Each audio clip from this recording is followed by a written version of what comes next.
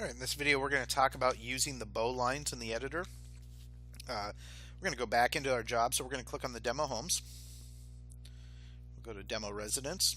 We're going to go back to plans and other files. We'll hit stop generation here. Go into edit plan. Now once we're into the plan, we can see that these are the icons that we've placed, and we're going to show the connection points that we have for tying these fixtures together and how they will show up on the print. So what I want to show you here is we'll click on Bowlines here.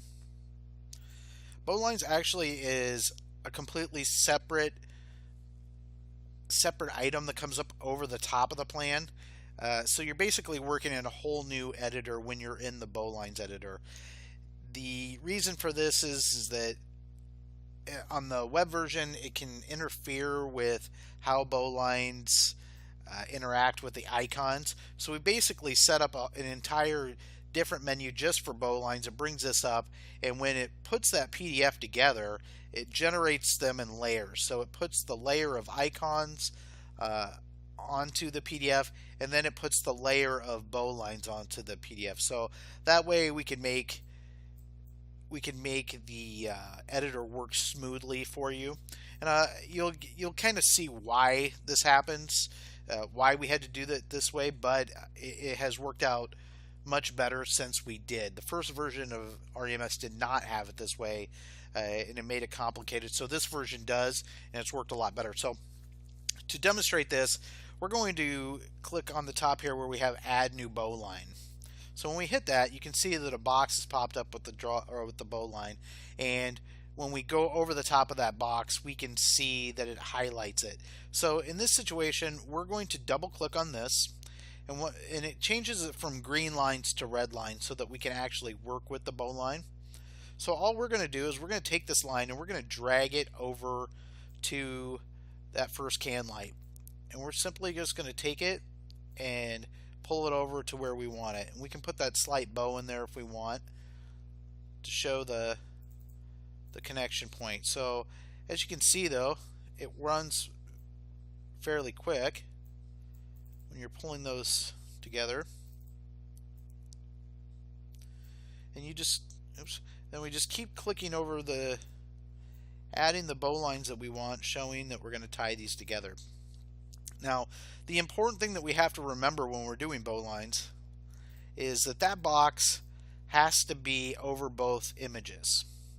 So in this case, say you can see here that we're trying to get from this can light to this can light, so the bowline is not, or both objects are not falling inside that box. I'm going to show you what happens when it doesn't. When we do it that way, and we were to try to pull down, you can see that it doesn't show it. So we would need to modify this box to work towards what we're doing. And we can, on the bowline, you have two options. You can pull it down and you can pull it outwards to make your box bigger so that you can cover that pull line. Now, you want to be careful how big you make the box, and we'll demonstrate that next.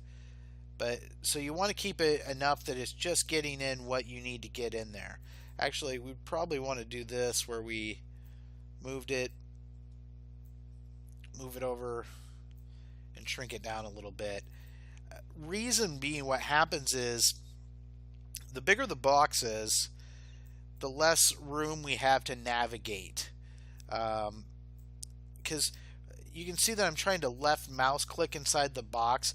We cannot move the image, or we cannot move the print around on the page for anything that we're trying to drag on the box when it's shut off. So you'll want to make sure that you try to keep these boxes for your own benefit a little shrunk up, so that way you can still move around on the page effectively. So we're going to double click in here.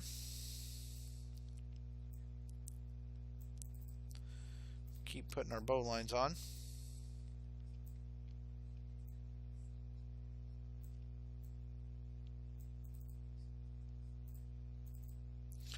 We're just double clicking on that box so that we can see when it's red that we can actually edit off of it.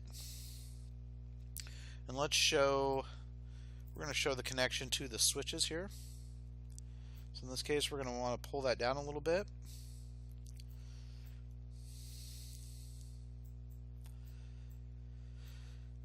Now, to REMS credit, I've worked with many softwares that have the Bowline feature, and a lot of them are kind of clunky and they're hard to work with, and you really have to fight it.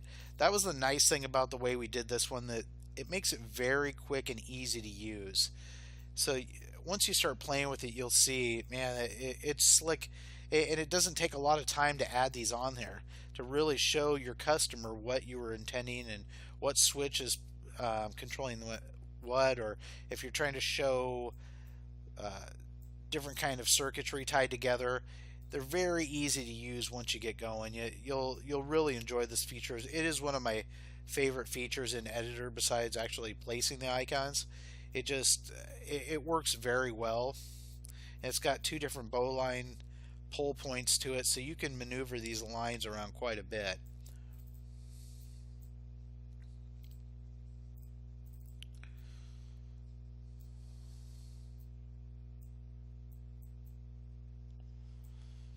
See, we've just continued to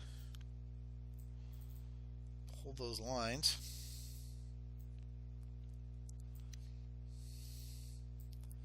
Once again, you want to make sure both objects fall within inside the box.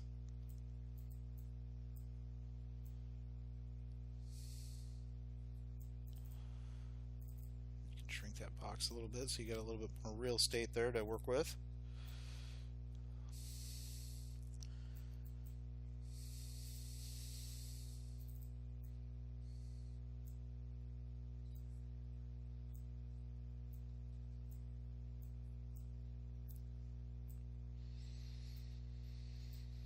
So that's how bowlines work. Fairly simple. If for some reason you were to put a bowline on here and you realized you didn't need it, you just simply double click on it. You can see the X button. When you click on that, it's going to ask you if you want to delete it. Just hit yes, and it will remove it. Now, one other thing that we want to talk about in bowlines is that when we click on this over here, we click here to open. This will actually show every bowline that we've done. So if these images start getting placed over the top of each other where you're having trouble getting it to activate it, you can actually go and you can hide these. Now, the bowline is not gone, but it will allow you to, for one, maneuver around in that area. It's just basically in a hide mode, and then you can turn them back on when you're done doing whatever. Now, even if you don't turn that back on, it will still show it on your print. It is placed there, and it also has a delete button, but it will give you the option of going and viewing which bowline in case they've gotten doubled up. And you'll see that too once you start putting several of them on the page. You start losing a lot of real estate where you can actually scroll the image around, because to move the image on the page you need to be able to left mouse click on it so that you can pull around on it.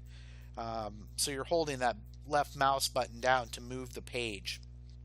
But this gives you the ability to hide those images if you need to. So that is how it works. And I'm just going to show you real quick what we just did. So we're going to hit, when we're done with bowlines, you'll just hit close. Now, it's taking us back out to the normal REMS page. So those bowlines are still there. If you were to click on it, they're still there. It's just, that's the way our bowlines work. They work in their own separate menu system. So we hit save and we were to go out. We're going to exit the plan here. You'll see that once we come out, the PDF is being generated. You see this tab. Now, you can stop that if you want, but you will not be able to view the plan. And so after it's done generating, it takes about 5-6 seconds to generate it. Then we click on View Plan. It's generating the plan for you to see in a PDF.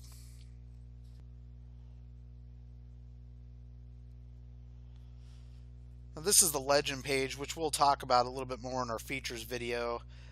Don't worry about that for now, but this will be the first page that shows up in our in our PDF, and we can see now that on our plan generation for the bowlines that they are now on the print, and we can see that they've showing those connections points between those can lights and the different lights that we did in that lower level.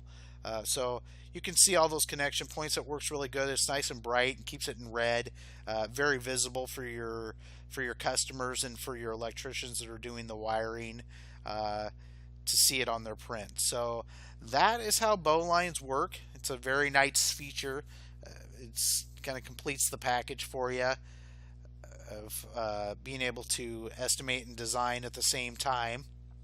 So that's this video. If you do have any questions, feel free to contact us at tawconcepts.com, and we'll help you out with anything. And as always, thanks for watching.